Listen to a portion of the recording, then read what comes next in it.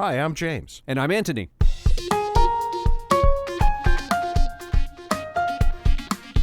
This Saturday bonus episode is a recording of an interview we gave on another podcast. Regular Words and Numbers episodes come out each Wednesday. It's a simple thing that I want to talk about today. I want to talk about human flourishing, and I want you to just think about it for a minute or two, because we tend not to, right? We take our lives for granted and we just move through. But I want you to ask yourself why it is that you do what you do. Because most of the time we're on an autopilot. We don't really think about it all that much. But I want to make a point of thinking about this guy, Aristotle. He had a perspective on this, which I think is very, very instructive to us, even though it was 2,000 years ago or so that he wrote this. And according to Aristotle, the end of human life is the good life, or living well and flourishing would be a pretty good midpoint definition of what Aristotle was talking about. So what is it? What does it entail? What on earth is human flourishing? I've already said that we're all flourishing to some degree, and I'm going to stick with that, but let's unpack it for a minute or two. And for Aristotle, there were three different categories that we had to be concerned with here. First, bodily goods. And these are really, really simple things. So simple, in fact, that when I give this exact lecture to high school students, I say, look, you guys could actually probably take care of these on your own. What are they? Health, vitality, vigor, and pleasure. All simple things that most people could accomplish without any great effort, without a whole lot of money, right? These are accessible to all. So the second thing, external goods. And all right, maybe a little more complicated here. It's not as costless as the first list, but food, drink, shelter, and clothing, basic essentials. And again, most people can handle this. They can get these things on their own. It's this category, goods of the soul, where we start to find all kinds of problems. And what are goods of the soul? Knowledge, skill, love, friendship, aesthetic enjoyment, self-esteem, and honor, according to Aristotle. And you can see how this is going to be a lot trickier than the other two lists. So in the end, what is happiness, right? We're talking about flourishing. Aristotle uses the word happiness. Let's consult Google Dictionary, and you see they commit the cardinal sin here of defining a word with a variation of that word. So happiness is the state of being happy. Sherlock Holmes, that's helpful. We're going to have to do better than that, a lot better than that, actually. And I want to take you through a brief tour of my personal history, because I think that storytelling is more the way we understand these things than strict definitions like we would get here, or reading the many lists that Aristotle makes. He's an inveterate list maker and very, very boring to read as a result. But let's go back to my origin story. I was born in this place, Waterbury, Connecticut, which was the brass capital of the world through World War II and a little bit beyond. And when the cessation of hostilities came along, all the brass mills slowly but surely went out of business. And Waterbury, Connecticut, from that day to this, has specialized in misery and unemployment. And when I was young, when I was a boy, I remember looking around and thinking, I don't belong here. I'm supposed to be somewhere else. I didn't know where, I didn't know why. I was first generation college in my family, so that wasn't held out as an option. And I decided that I really loved this place, Boston, Massachusetts, the greatest city in the United States for my money. And I couldn't wait to get there. So when it came time to apply for college, I thought, hey, maybe I should apply for college. I think I'm smart enough, and maybe I could get myself all the way to Boston. And lo and behold, I did. It wasn't that hard, come to find out. I ended up at Boston University, which is a bit of a diploma factory. Everybody who gets there, mostly, gets a diploma, and we'll get to that in a minute. But I fell in love with certain things once I got there that I really had no business falling in love with, that caused me lots and lots of difficulties. And this is one of them, of course, beer. A lifelong relationship with beer started by the time I got to college. And well, what do you know? My bad behavior, and it was bad, and my grades, which were equally awful, yielded a visit to the dean, who told me to remove myself from Boston University. I got thrown out of college for being such a fabulous screw up. How bad a screw up? I got kicked out of the institution that gave AOC her economics degree. Draw your own conclusions. So I ended up in a bit of an odyssey, and I ended up working in mental institutions and group homes, third shift. So it was a miserable thing. I applied to the University of Connecticut, my state school, and ended up going there. So I would work all night.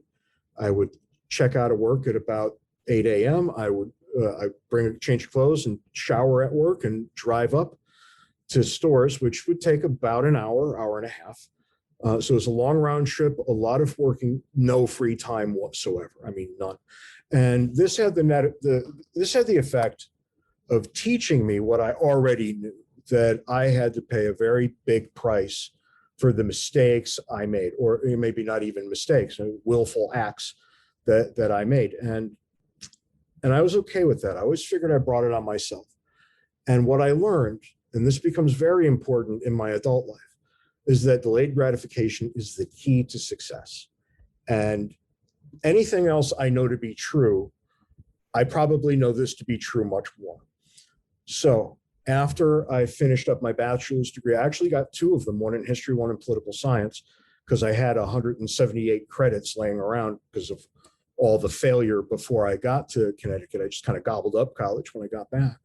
And I decided I loved it so much that I was going to go to graduate school. So I went here to the Claremont Graduate School, picked up a PhD, and eventually found my way here to St. Vincent College in Western Pennsylvania, a small liberal arts place run by Benedictine monks. And it was a dream job. I couldn't believe I got it. And about 3 years into it, I realized that this was really not that great. It was not a dream job at all. It was the same drudgery that everybody else has at their jobs. And I decided that the job I have is not going to be a big enough deal to make me miserable day after day. So a friend of mine sent me an email, and it said simply, "This is probably too weird for you, but have a look." And it was looking for a professor to go to Iraq and teach there. And I went to DC, and I met this guy, John Agresto, former head of the National Endowment for the Humanities and St. John's College in Santa Fe. And we became fast friends over a 3-hour interview. And he said, "Well, you want to come to Iraq?" And I said, "Yep." And before you know it, I was there. I got promoted twice before I got there. At the end of the interview, he said, "Okay, I want to make you assistant dean, because the woman we have as dean right now is she's a small Italian woman from the Bronx, and she yells at people all the time. And this is probably not the best approach in the Middle East. So when things are external to the college, I'm going to send you. And when things are internal to the college, she can handle it." And I agreed. And he went up and told her that he had just hired an assistant for her, an assistant dean. And at that moment, she quit her job and said, "Let him have it." And I said, "Okay, I'll take it." And I found out later the reason why she was so willing to let it go was she had come to work maybe 2 months before I had interviewed. She had come to work, and there was a note on her door. And the note said, "This bullet's not for you." And there was an arrow from a bullet that was taped to the note to a lock of her daughter's hair. Her daughter was 8 years old at the time and had a distinctive hair color, and everybody knew who it was. So that was the reason why I ended up getting promoted. And I moved immediately to this place, the red area here in Iraq, which is Kurdish Iraq. There are Kurdish sections of Syria, Turkey, and Iran as well. And there are 35 million Kurds living in this place. And they're the largest ethnic group in the world without a state. So it causes all kinds of friction and all kinds of international difficulties. Where I lived is more obvious on this map. If you look all the way to the east, you'll see a city called Sulaymaniyah, and that's where I lived. It was about 180 miles dead north of Baghdad, to put it in perspective. I could have been in Iran in about 13 miles, which caused lots of grief and aggravation as well. But this is what the town looked like. And I'm going to make the case here that this is a mostly normal place, if you can believe it. You probably can't. I was a little shocked by it myself. So it's a thriving, functioning city. There's about 1 million people who live there. My place of residence was in one of these luxury buildings, and they were very luxurious. My apartment was huge, deep, dark wood everywhere. It probably would have been $10-12 million in New York or any major American city. Here, I don't even know what they cost. It was all irrelevant to me, and my expenses were picked up by the school. And this was the school, the American University of Iraq, in its temporary housing. And you'll see that the color green is meaningful here, and I'll get to why in a bit. But in short, every political party had a color to represent it. And the party with the color green gave us this building, which caused all kinds of grief because the locals were pretty convinced we were political when we weren't. So what is human flourishing? And I want to think about that in the context I had, because in America, I had taken some things for granted. We all have. And I don't think that's a problem. I think we should take them for granted. It's easy enough to do. But it was more difficult in this kind of place. So I want to introduce you to regular life in this place. And this is the bazaar where you go to do your shopping. You'll see it's kind of like something Indiana Jones would have found himself in. So wide open, kind of sprawling labyrinth of sellers. But as you walk through the first gate, the one that was just up on the screen, and you look immediately to your right, here, I'm going to ask you to think like detectives for a minute or two. The first thing you see is this florist's shop. And I will submit that in order to support a florist, you have to have a relatively well-functioning society and government happening. Florist provides luxury goods, goods that nobody needs to keep living. So there is at least enough to support that. And come to find, there's at least enough to support turkeys. This is another 10 feet down the road after the florist. If you look to your right, you'll see this staircase that I used to go down to move down to the end of the road that's there where all these guys are talking. Okay, so turns out turkeys cost $300, which is the average take-home pay for a middle-class person. So turkeys are absolutely a luxury item. Produce, on the other hand, plentiful and delicious. They would pick it the day it was ripe, not 3 weeks ahead like we do here. So believe it or not, the produce was a world better there than it is here. Of course, if you brought it home and didn't use it within 2 days, it would rot right out of your shelves.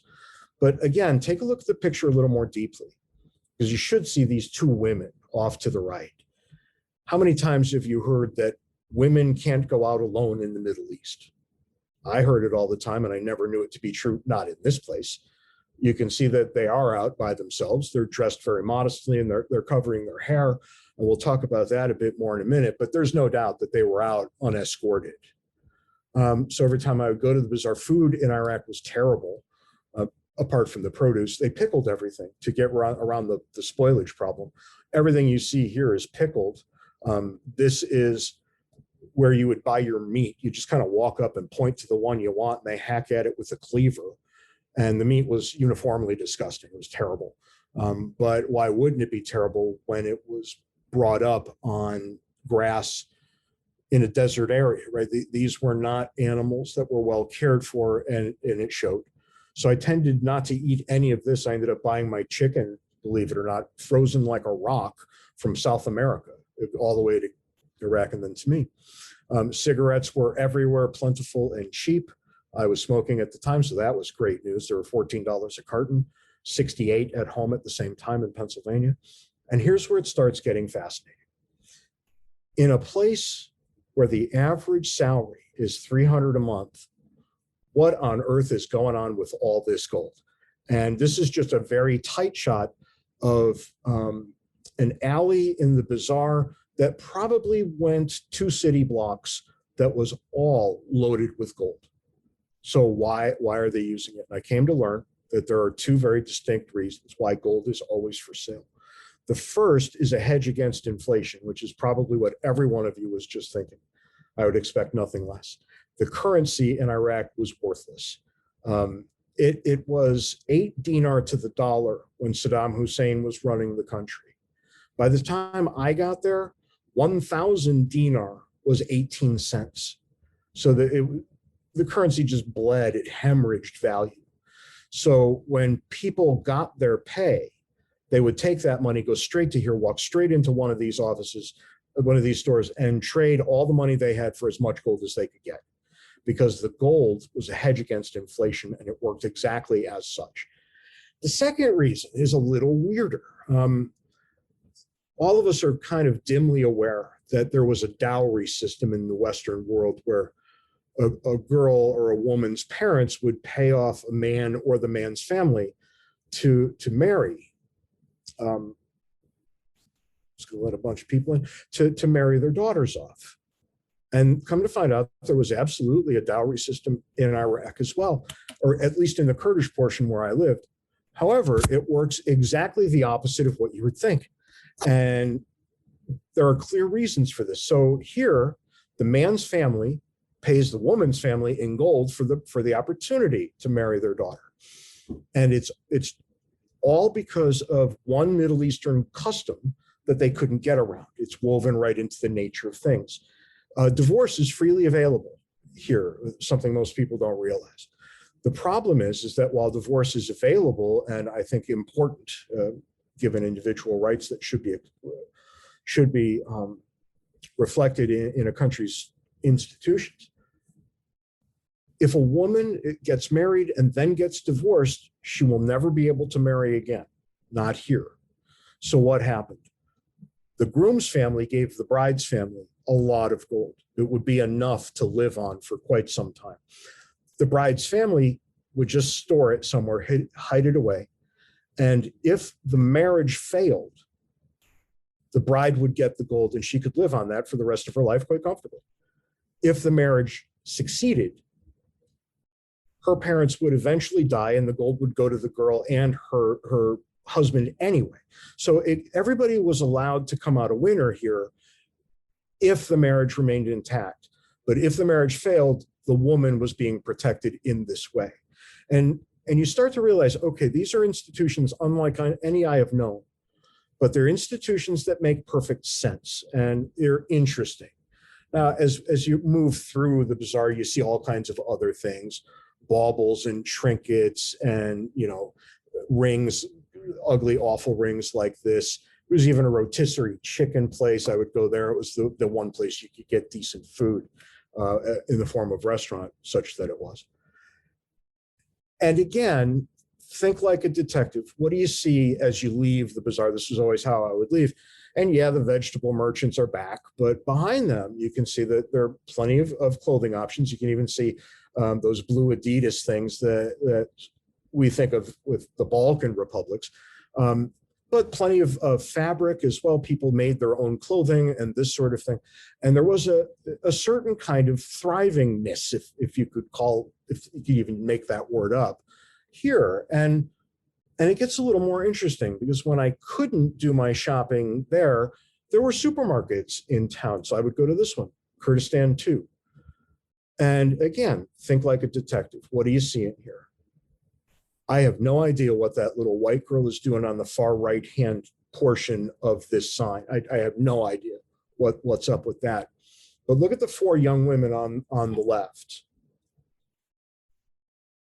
Each one of them is wearing something that would never have been allowed in this town. To give you a point of reference, I was told never to wear shorts. I got there, and the day I got there was 118 degrees, and I had to go out shopping in my jeans because men could not show their legs at all without repercussions. Women couldn't show their legs or anything below their neck without repercussions. So shoulders fresh out. The woman third from the left, bare legs under a skirt, absolutely not. That would never happen there. When students at the university would wear skirts or dresses, they would wear jeans underneath them. It was bizarre, but that was the local culture. The first woman on the left and the second, it looks like, and the fourth, bare shoulders all, never would have been accepted. And you see just how people react when these sorts of things happened in town. It was always kind of ugly. So you have to ask yourself, why on earth is it on this sign? And now I start to think, well, this is aspirational in a way. And when the people I met there would talk to me seriously, I came to realize that they wanted Western sensibilities to be introduced into their culture. They just were unsure on how to do it. And that became very instructive. There's a certain universality to certain things.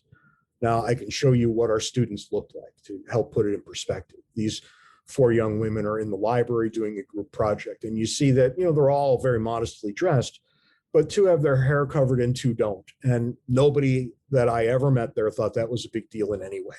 They thought that was a personal choice, and however you choose is however you choose. This woman was much, much more conservative. All that showed was her face and hands, and nobody there criticized that either. It was good enough. The guys all kind of looked Western with their clothing. You could see another girl in the back with the big giant hair, not hiding it. And then things got really weird. Remember, I'm the dean, so I'm in charge of all academic and non-academic discipline. And a girl came. She was very young. I think she was 19. And I had never met her because I typically only dealt with problem children, and this girl was not a problem. And she said, Dr. James, they called me James. She said, Dr. James, I have come to say goodbye. And I said, all right, where are you going? And she said, my parents have arranged a marriage for me. I later found out that roughly 40% of the marriages there are in fact arranged, to my 48-year-old cousin. And I said, oh, how about that? That's not great. And she said, I must go home and kill myself this afternoon. And that kind of gets you sitting up straight. And I'm dealing with teachers here. I'm sure you guys know this. But if you ask somebody who talks about suicide how they're going to do it, and you get a fast answer, you got a problem. That person's probably going to do it and do it soon. If you get something like hemming and hawing, well, maybe this, maybe that, you might have a little more time. So I asked this woman, I said, all right, how are you going to do that? She said, oh, I'm going to go into my parents' house, go into the bathroom, cover myself in oil and light it on fire. I'm thinking, if you're planning on killing yourself, this is literally the worst way I could think of. And I said, wait here a minute. I went to the office next door where this Kurdish woman worked, and she was like my community liaison, for lack of a better term. She got me up to speed on culture. And her name was Roz. And I said, okay, Roz, I got a girl in my office. We got an arranged marriage, so she's going to go home and kill herself. And without missing a beat, Roz said, yes, she will lay down in the tub, light herself on fire with oil. I'm like, how do you know? She said, that's the only honorable way here out of an arranged marriage. So is the place more or less liberal and more or less decent? Not as much on that day. Now it's a little bit harder to draw conclusions.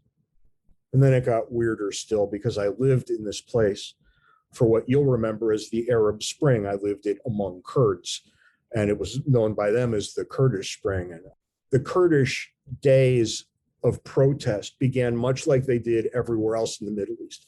And all of these people here are on the college campus of the only other college in town.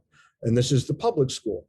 And public school people, students would go get their education paid for and even get a stipend. So it was radically different from where I was, where there was a tuition that was high and we got the upper class mostly.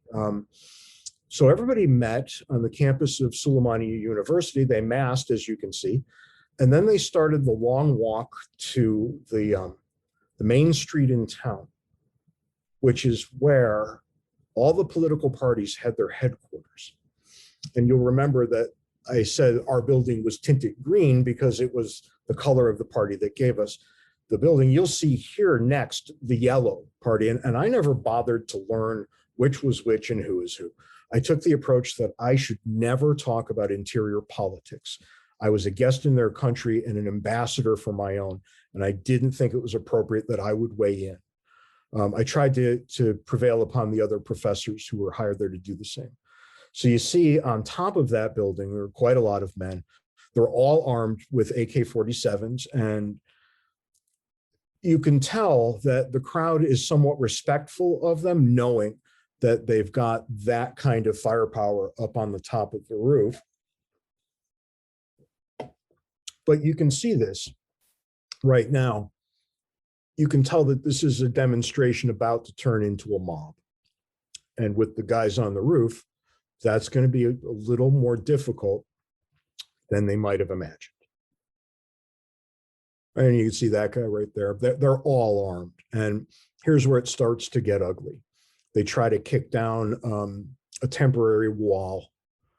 Soon, you'll see them trying to kick down the door to the building. And here's where they exercise most of their anger. Most of the buildings in this area were Soviet-style glass cubes. And you can kind of see that here. And when you have no weapons, but you have a glass cube in front of you and you're upset, they tend to find the rocks rather quickly. And this behavior was let go for a certain amount of time. I think that the people who had the authority to shut this down didn't want to exercise it. Soon they will.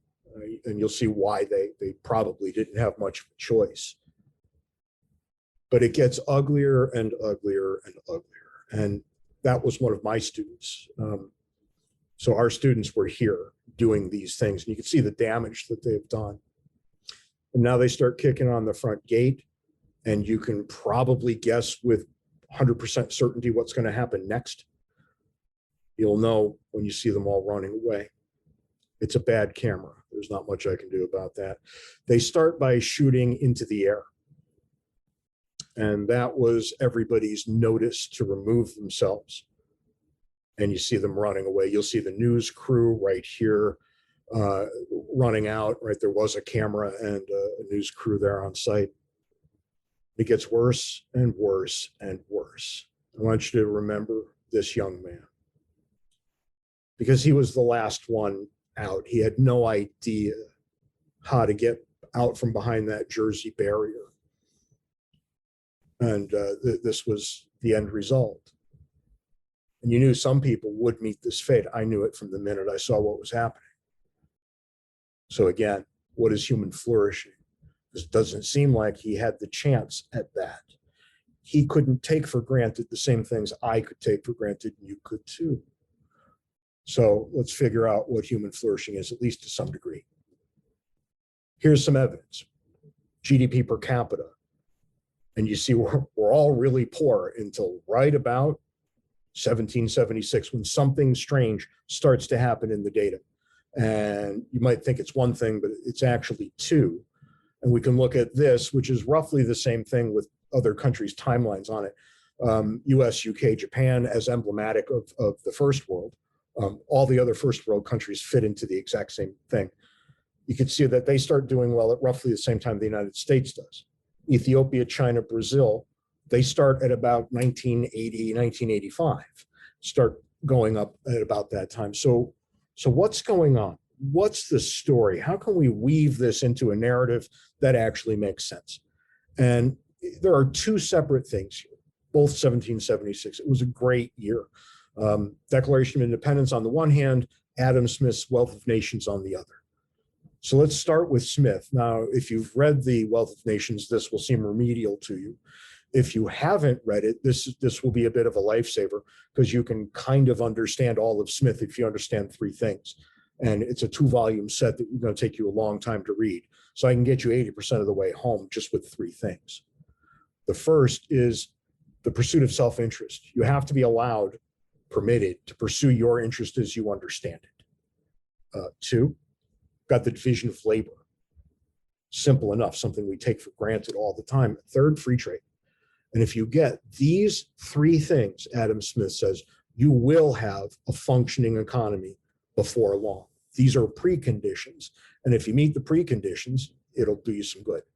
Jefferson, on the other end, doesn't talk about economic things at all. He talks about political and philosophical things. And for him, you only need two things: human equality on the one hand and consent of the governed on the other. You can make the case that he pulls these straight from Locke. I have no problem with that. I don't think it matters. You can point out that Jefferson was a hypocrite and didn't live up to the human equality part, and maybe didn't even live up to the consent part. And I will admit that, yes, that is correct. He did not. Doesn't matter. It doesn't mean that his words are any less true. It means he didn't live up to them. So this yields what I call the math of political economy. pursuit of self-interest, division of labor, free trade, human equality, and consent. Add them all together, and miracles happen. Anywhere you look, with those 5 things firmly entrenched, miracles will happen. And how can we look at this? Well, I can show you some data from our World in Data. It's a great source. Roughly beginning around the time of 1776. You'll see this first one is 1820. I have others that start at 1800, but we're generally speaking in the right ballpark. And, this here, and this is a UN measurement, world population living in extreme poverty went from roughly 95% in 1820 to less than 10% in 2015. That's nothing short of miraculous. Now, you can make an argument, and I often do, that the United Nations doesn't do a particularly good job defining poverty. I think this is people who live on $2 a day or less considered poor. Nonetheless, the trend is clear and it's overwhelming. It doesn't have to be about money either. So from 1800 to 2014, you can see that from almost 90% illiterate, we get to less than 20%. Again, a miraculous kind of move. This one I think is more important, child mortality. And you see that all of a sudden children start living past year 5. They get to be 6 and on and on. And that's a colossal thing. Imagine if you knew with relative certainty that 40% of your children weren't going to make it, how you would have to live. And it's kind of astonishing. Life expectancy around the world, 1770 to 2012, they all at about 1860, the first world is in at about 35 years. The third world, much less, 29 down to 26 for Africa. And what happens? They all start going in this direction. Why? Better diets, better medicines, on and on. The list is endless. Less violence. I know we all think it's more violent now than it's ever been. That's just not true. And you see, the only one that took a downtick here was Africa. Oh, Africa always lags behind. And there was this downtick, and that's fully explainable by when the AIDS virus got to Africa. They did not know how to contain it. So it went down for a bit, the life expectancy, and then right back up again. All right, so third time, what is human flourishing? I'm going to want to get us back to Aristotle. Remember, happiness, he said, is a result of these things. And as I look at the list, I don't know that anything's missing. So here's the kicker. You can achieve happiness in a functional human environment, ours. Can you achieve it where I lived in Iraq? I don't think so. Man is a social animal, he says, which means happiness is going to require others. And some of us, every one of us, likely, I don't want to speak for everyone here, somebody might have been born very far away, are born with every advantage, and we can afford to delay gratification. We can build a foundation for our lives and say, I'm going to do this, so 10 years from now, I can be happy, wealthy, whatever. He never got to say that. He never even got to think it. So what is human flourishing? It's a lot of things, but it's a lot of things that we already had. The problem is just to take advantage of them at this point without losing sight that other people in the world don't have the opportunities we do. And we'd all be a lot happier if they did. And on that somewhat upbeat note at the end, I'll take any questions. I can't see them. I've seen that some were coming, but I can't see them. So do this. Can you read? Can somebody read them to me? If there's anything, just I can't find them. It's going to take me longer to find them. It doesn't look like we have any questions in the chat. We have someone commenting on the burning, where the only honorable way to get out of an arranged marriage was the burning. Do you have any more information on that you could give? I do, not on the burning part. Well, I can on the burning part. So keep in mind, I'm living in a city, and the city I was in was roughly the same size as Syracuse, New York, right? We're about 500,000 people in the city proper, and then about 1 million people in the general vicinity. And I went back to Ross after the girl left. Oh, I should tell you, I said, well, here's something you probably haven't considered, but if it were me, I would run. And this was the only time I ever gave somebody life advice when I was there. This was the only time I didn't feel like an ambassador. I felt more like a person that had to help another person. And she looked at me, and it was clear by the look on her face that she had never even thought of it. It wasn't a consideration. And she said, where would I go? And I said, well, I would get to the Turkish border however I could get there. I would walk over the border. Then I would go to Istanbul. And from there, I would fly to someplace in Eastern or Western Europe. I wouldn't care which, would never tell anybody where I was or why I came. And her head cocked a little bit. And she got up and left. Now, there were about 12 of these immolation suicides in the bathtub with the oil every year. So 12 of 1 million, right? You're not looking at a lot of people. You're looking at a non-inconsequential number of people.